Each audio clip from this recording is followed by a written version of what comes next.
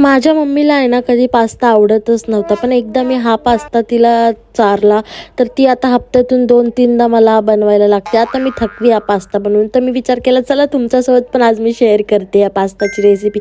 मी आहे ना रवा आणि गहूचा पास्ता यूज करते, मैद्याचा नाही यूज करत. तर पहिले मी तो बॉईल करायला ठेवला, त्यानंतर मी कांदा, टमाटा आणि एक मिरची कापून घेतली. मग मी पातेल्यामध्ये खूप सारा बटर ॲड केलं, मग त्यात कांदा, टमाटा, मिरची आणि 3-4 काजू टाकले आणि एक मी काश्मीरी लाल मिरची पण टाकलेली कलरसाठी, त्याने कलर खूप भारी येतो.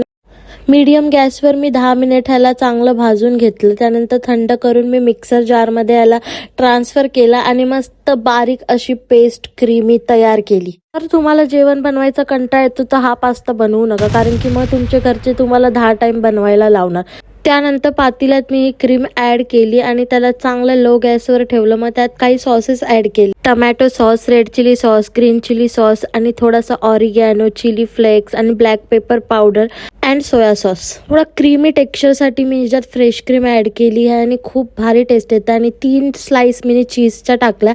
तुम्हाला जेवढं चीज आवडतं तेवढं तुम्ही टाकू शकता. मग ह्यात मी पास्ता ॲड केला. ट्रस्ट मी, हा पास्ता एवढा टेस्टी होतो ना, खरंच तुम्ही फॅन होऊन जाणार. तुम्हाला सारखा खाऊ वाटेल एवढा क्रीमी होतो. पुरणपोळीच्या व्हिडिओला तुम्ही खूप प्रेम दिलं, त्यासाठी खूप सारं थँक्यू. आणि या व्हिडिओलाही लाईक आणि कमेंट नक्की करा, त्यामुळे मला खूप छान वाटतं. Bye bye.